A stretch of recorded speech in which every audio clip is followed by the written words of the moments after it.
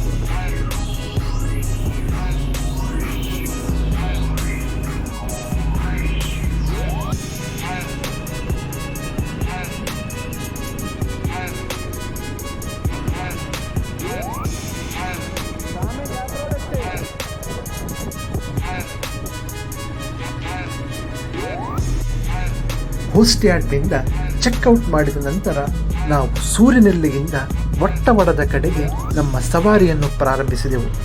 Gap ರಸ್ತೆ, ಮಾಟುಪೆಟ್ಟಿ ಅಣೆಕಟ್ಟು, eco point, ಕುಂಡಲ ಅಣೆಕಟ್ಟು ಮತ್ತು ಅಂತಿಮವಾಗಿ ಟಾಪ್ ಸ್ಟೇಷನ್ ಮೂಲಕ ನಮ್ಮನ್ನು ಕರೆದೊಯ್ಯುವ ರಮಣೀಯ ಮಾರ್ಗವನ್ನು ಆರಿಸಿಕೊಂಡೆವು.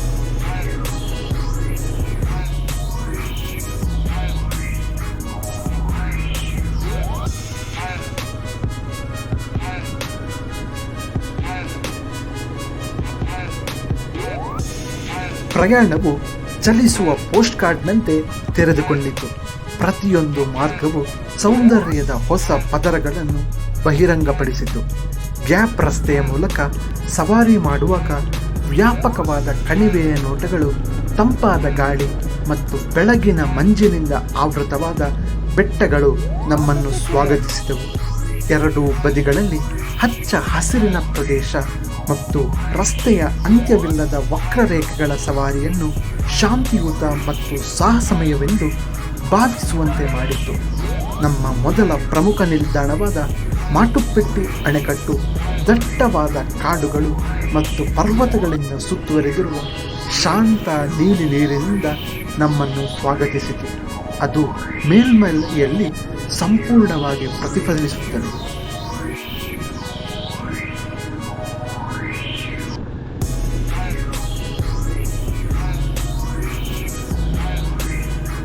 ಅಲ್ಲಿಂದ ನಾವು ಎಕೋ ಪಾಯಿಂಟ್ಗೆ ಮುಂದುವರೆದೆವು. ತಾಜಾ ಪರ್ವತ ಗಾಳಿ ಮತ್ತು ಶಾಂತ ಸರೋವರವು ಸಣ್ಣ ವಿರಾಮಕ್ಕೆ ಸೂಕ್ತವಾದ ಸ್ಥಳವನ್ನು ಸೃಷ್ಟಿಸಿತು. ರಸ್ತೆ ಕಿರಿದಾಗಿ ಕಾಡುಗಳು ಮತ್ತು ಹೂ ಬಿಡುವ ಶೋಲಾ ತೇಪೆಗಳ ಮೂಲಕ ಸಾಗುತ್ತಿತ್ತು. ಎತ್ತರದ ಮರಗಳು ಮತ್ತು ಮೌನದ ಹಿನ್ನೆಲೆಯಲ್ಲಿ ನೆಲೆಗೊಂಡಿರುವ ಪ್ರಶಾಂತ ಗುಪ್ತರಥದಂತೆ ಭಾಸವಾಯಿತು. ಅಂತಿಮವಾಗಿ ನಾವು ಟಾಪ್ ಸ್ಟೇಷನ್ ಕಡೆಗೆ ಹತ್ತುತ್ತಿದ್ದಂತೆ ಭೂದೃಶ್ಯವು ಕಡಿದಾದ ಇಳಿಜಾರುಗಳಲ್ಲಿ ಹರಡಿರುವ ರೋಮಾಂಚಕ ಹಸಿರಿನ ಛಾಯೆಗಳಲ್ಲಿ ಹೊಳೆಯುವ ವಿಶಾಲವಾದ ಚಹಾ ತೋಟಗಳಾಗಿ ತೆರೆದುಕೊಂಡಿತು. ವೀಕ್ಷಣಾ ಸ್ಥಳವನ್ನು ತಲುಪಿದಾಗ ಅವಾಸ್ತವಿಕವೆನಿಸಿತು.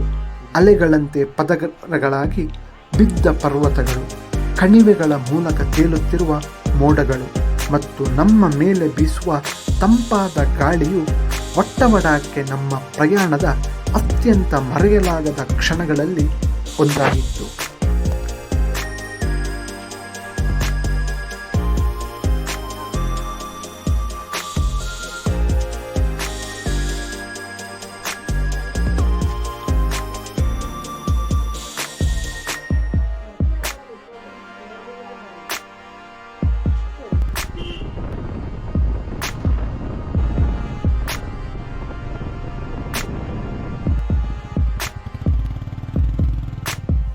ಟಾಪ್ ಸ್ಟೇಷನ್ನಿಂದ ಉಸಿರು ಕಟ್ಟುವ ನೋಟಗಳನ್ನು ಸವಿದ ನಂತರ ನಾವು ವಟ್ಟವಡಾದ ಶಾಂತ ಸುಂದರವಾದ ಕಣಿವೆಗೆ ಇಳಿಯಲು ಪ್ರಾರಂಭಿಸಿದೆವು. ನಾವು ಈ ಪ್ರದೇಶವನ್ನು ಪ್ರವೇಶಿಸಿದ ಕ್ಷಣ ದೃಶ್ಯಾವಳಿ ನಾಟಕೀಯವಾಗಿ ಬದಲಾಯಿತು. ಬೆಟ್ಟಗಳು ವಿಶಾಲವಾದ ಕೃಷಿ ಭೂಮಿಗಳಾಗಿ ತೆರೆದುಕೊಂಡವು. ವಟ್ಟವಡಕ್ಕೆ ಕೇರಳದ ತರಕಾರಿ ಬಟ್ಟಲು ಎಂಬ ಬಿರುದನ್ನು ತಂದುಕೊಟ್ಟಿತು.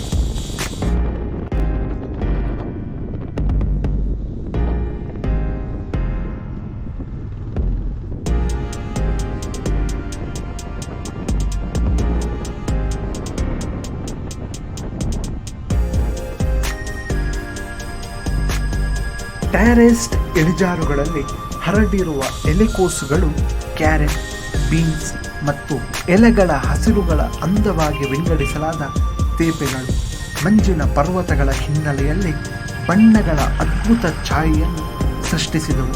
ತಂಪಾದ ಗಾಳಿಯು ತಾಜಾ ಬೆಳೆಗಳ ಮಣ್ಣಿನ ಪರಿಮಳವನ್ನು ಹೊತ್ತುಕೊಂಡು ಹೋಯಿತು ಮತ್ತು ಶಾಂತ ವಾತಾವರಣವು ಸವಾರಿಯನ್ನು ನಂಬಲಾಗದಷ್ಟು ಹಿತಕರವಾಗಿಸಿತು. ನಾವು ಕಣಿವೆಯೊಳಗೆ ಆಳವಾಗಿ ಮುಂದುವರೆದಂತೆ ರಸ್ತೆ ನಮ್ಮನ್ನು ಕೇರಳ ತಮಿಳುನಾಡು ಗಡಿಯ ಬಳಿಯ ಕೊನೆಯ ಹಳ್ಳಿಯಾದ ಕೊಟ್ಟಕಾಂಬೂರಿಗೆ ಕರೆದೊಯ್ಯಿತು. ಅಸ್ಪೃಶ್ಯ ಕಾಡುಗಳು ಮತ್ತು ಎತ್ತರದ ಹೊಲಗಳಿಂದ ಸುತ್ತುವರೆದಿರುವ ಈ ದೂರದ ಹಳ್ಳಿಯು ಶಬ್ದ ಮತ್ತು ಜನಸಂದಣಿಯಿಂದ ದೂರವಿರುವ ಗುಪ್ತ ಪ್ರಪಂಚಕ್ಕೆ ಕಾಲಿಟ್ಟಂತೆ ಭಾಸವಾಯಿತು.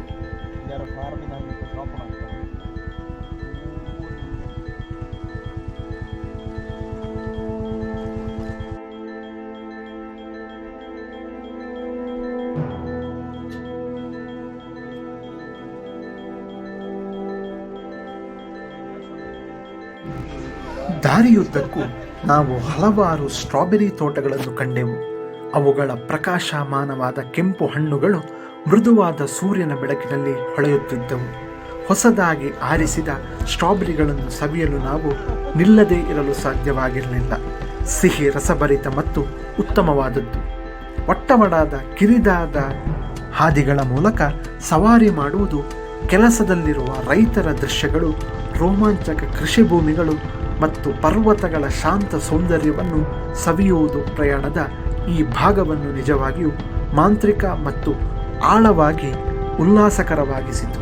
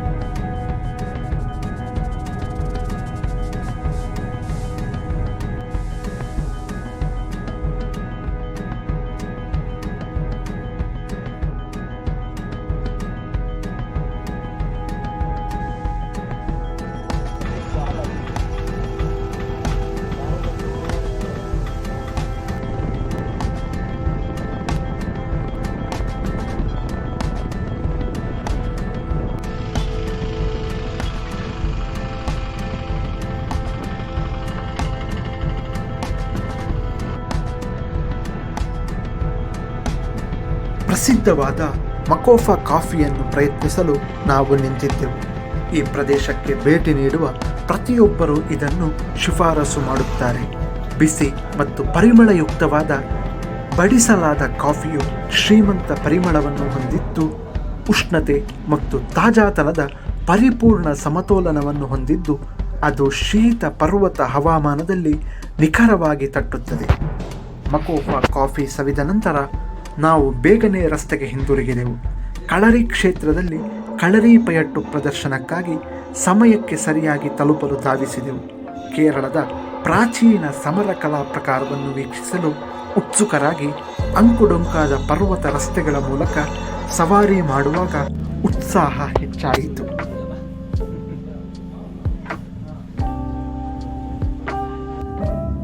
ನಾವು ಅಂತಿಮವಾಗಿ ಬಂದಾಗ ಕ್ರೀಡಾಂಗಣದೊಳಗಿನ ವಾತಾವರಣವು ವಿದ್ಯುಕ್ತವಾಗಿತ್ತು.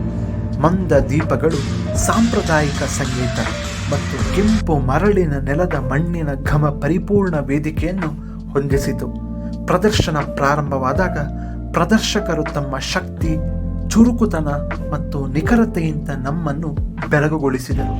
ಅವರ ಚಲನೆಗಳು, ಶಸ್ತ್ರಾಸ್ತ್ರ ಪ್ರದರ್ಶನಗಳು ಮತ್ತು ಉಸಿರು ಕಟ್ಟುವ ಚಮತ್ಕಾರಿಕೆಗಳು ಶತಮಾನಗಳ ಸಂಪ್ರದಾಯ ಮತ್ತು ಶಿಸ್ತನ್ನು ಪ್ರದರ್ಶಿಸಿದವು. ಕಳರಿ ಪಯಟ್ಟು ನೇರ ಪ್ರಸಾರವನ್ನು ನೋಡುವಾಗ ಶಕ್ತಿಯುತ ಮತ್ತು ತಲ್ಲೀನಗೊಳಿಸುವ ಭಾವನೆಯನ್ನು ನೀಡಿತು. ಇದು ನಮ್ಮ ಪಯಣಕ್ಕೆ ಒಂದು ಅನನ್ಯ ಸಾಂಸ್ಕೃತಿಕ ಹೈಲೈಟನ್ನು ಸೇರಿಸಿತು.